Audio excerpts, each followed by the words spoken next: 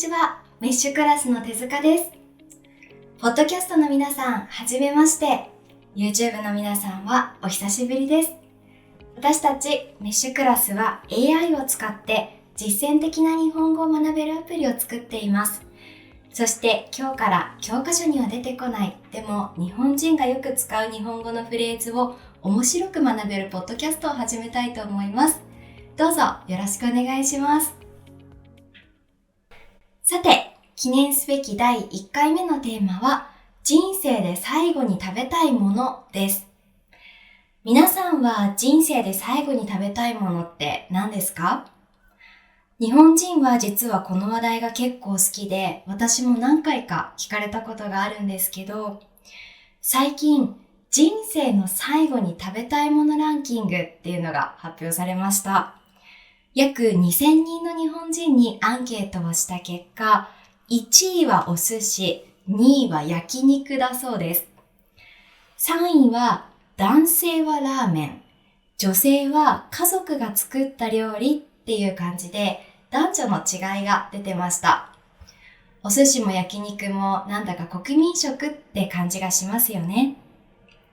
っていう話をこの間アメリカの学生の方にしたら、その質問をアメリカで聞くとしたら刑務所の中だけですね。日常会話では話さないですって言われてしまいました。こういうのもね、文化の違いとして面白いなぁと思いました。ちなみに私はケバブ。最近ケバブにものすごくハマっていて、私の会社があるのが東京の池袋っていうところなんですけど、あそこってケバブ屋さんがたくさんあるんですよね。もう池袋にあるほとんどのケバブ屋さんには足を運んだんじゃないかと思っています。そうですね。今の時点で人生で最後に食べたいものはトルコ料理のケバブです。人生で最後に食べたいもの、皆さんはいかがでしょうか？今日はそんなテーマについて大学生のひなちゃんと社会人のりくさんが会話をしてくれました。まず、ひなちゃんとりくさんがそれぞれ何を食べたいと思っているか、会話を聞いてみましょう。このポッドキャストでも自然な表現がたくさん出てきますが、メッシュクラスのアプリでは教科書にはない日本人がよく使うフレーズを AI と練習できるコースや、日常会話でよく使う単語を揃えたコースがあります。ぜひ一度使ってみてくださいね。ねえねえ、りくさん、いきなりなんだけどさ、もし人生で最後に食べるとしたら何を食べたい？また壮大なテーマだね。最後に食べたいものか。ひなはもう決まってるの？もちろん。私ね、迷わずお母さんの作った卵焼き。なるほどね。それは予想外だけど、すごくひならしい。思い出の味ってこと？そう、ちょっと甘くてふわふわでなんだか懐かしい味。もうそれを食べたら、はあ、私の人生最高だったって思える気がするの。わかる気がする。僕なら、そうだな。悩むけど、結局、炊きたてのご飯に削りたての鰹節と醤油かな。りくさん、渋。もっと豪華なものとかないの？お寿司とかステーキとかさ。確かに豪華なものもいいけど、最後に食べるなら飾らない本当に美味しいと思えるものがいい。シンプルだけど奥深い究極の一品だと思ってるからね。なんかりくさんっぽいな。でもさ、それだけだとちょっと寂しくない？なんかもうちょっとデザートとかさ。確かにデザートは欲しいね。じゃあその後に抹茶のパフェ、いちごのかき氷、高級なチョコレートを追加で。なんかりくさん、最後に食いしん坊な一面が出ちゃってる。まあ最後くらいね。ひなは卵焼きだけで満足なの？正直に言うとね、やっぱり最後に食べるならお腹いっぱいになりたいじゃん。だから卵焼きを100個くらい食べたいな。100個？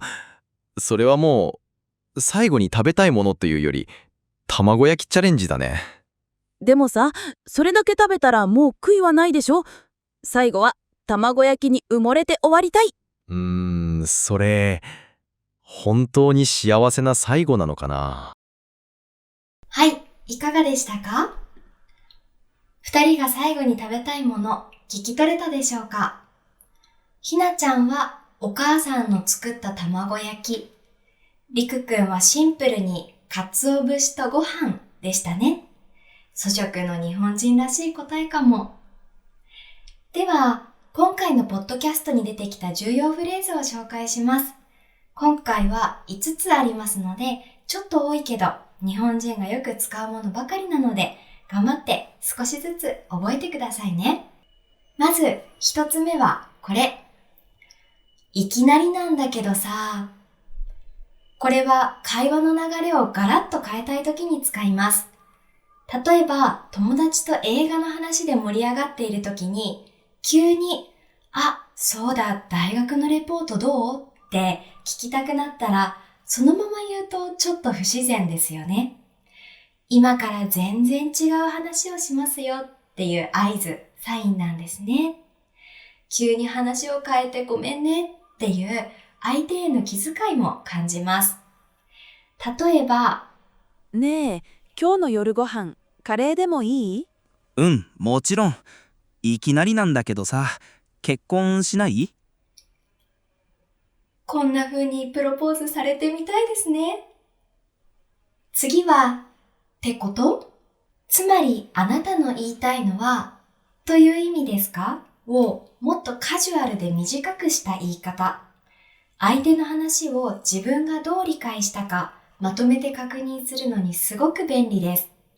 例えば、ごめん、仕事が忙しくてしばらく会えなくなると思う。それってもう私と別れたいってこと？女性にそんな確認させないではっきり言ってほしいですよね。続いては、若者がよく使う一言。渋。これ意味が2つあるから面白いんですね。もともとはお茶とか柿の口の中が変な感じになる味のことでした。でもそこからポジティブな意味に変わって、すごくセンスがいい、かっこいいっていう褒め言葉として若者が使い始めたんですね。でも派手でキラキラしたかっこよさじゃなくて、大人っぽくて静かで落ち着いたかっこよさ。例えば、休みの日は一人で古いジャズのレコードを聴いてるんだ。うわー、渋。おしゃれだね。なんとなく大人の渋さって憧れますよね。次は、なんか言いたいことがあるけど、うまく言葉にできないっていう時に使うフレーズです。なんかもうちょっとこう。自分の頭の中にはイメージがあるんだけど、それを説明する言葉が見つからない時。悪くないんだけど、100点じゃない。でも何がダメか説明できないっていうもどかしい気持ちの時に出る言葉です。例えば、新しいロゴ作ってみました。どうですか？悪くない。悪くないんだけど、なんかもうちょっと地球に優しい感じが出ないかな。部下の立場なら、なんかもうちょっとは使わずに具体的な指示が欲しいですよね。さあ、5つ目です。な一面が出ちゃってる。これは普段のその人からは想像できない隠れた性格や特徴が見えた時に使います。一面は一つの面っていう意味で、出ちゃってるっていうのは隠してたのに見えちゃったっていうニュアンスが面白いんですね。例えば、いつも厳しくて怒ってばかりの部長が道にいた野良猫にかわいいでちゅねーって喋りかけてたら、部長の猫好きな一面が出ちゃってるって思いませんか？今回の会話の中でもクールなリクさんが甘いものをいくつもあげていて、食いしん坊な一面が出ちゃっていましたよね。ではもう一度さっきのリクさんとひなちゃんの会話を聞いてみましょう。5つの重要フレーズがちゃんと聞き取れるか、どう使われているか確認してみてください。ねえねえ、リクさん、いきなりなんだけどさ、もし人生で最後に食べるとしたら何を食べたい？お、また壮大なテーマだね。最後に食べたいものか。ひなはもう決まってるの？もちろん。私ね、迷わずお母さんの作った卵焼き。なるほどね。それは予想外だけど、すごくひならしい。思い出の味ってこと？そう、ちょっと甘くてふわふわで、なんだか懐かしい味。もうそれを食べたら、はあ、私の人生最高だったって思える気がするの。わかる気がする。僕なら、そうだな。悩むけど、結局、炊きたてのご飯に削りたての鰹節と醤油かな。リクさん、渋。もっと豪華なものとかないの？お寿司とかステーキとかさ。確かに豪華なものもいいけど、最後に食べるなら、飾らない、本当に美味しいと思えるものがいい。シンプルだけど、奥深い究極の一品だと思ってるからね。なんかリクさんっぽいな。でもさ、それだけだとちょっと寂しくない？なんかもうちょっとデザートとかさ。確かにデザートは欲しいね。じゃあ、その後に、抹茶のパフェ、いちごのかき氷、高級なチョコレートを追加で。なんかリクさん、最後に食いしん坊な一面が出ちゃってる。まあ最後くらいね。ひなは卵焼きだけで満足なの？正直に言うとね、やっぱり最後に食べるならお腹いっぱいになりたいじゃん。だから卵焼きを100個くらい食べたいな。100個？それはもう、最後に食べたいものというより、卵焼きチャレンジだね。でもさ、それだけ食べたらもう悔いはないでしょ。最後は卵焼きに埋もれて終わりたい。それ、本当に幸せな最後なのかな？はい、いかがでしたか？卵焼きをいっぱい食べたがるひなちゃんと、かっこつけてたけど、実は甘党のりくさん。二人のやりとりがとても面白かったですね。皆さんの人生で最後に食べたいものは何ですか？ぜひコメントで教えてくださいね。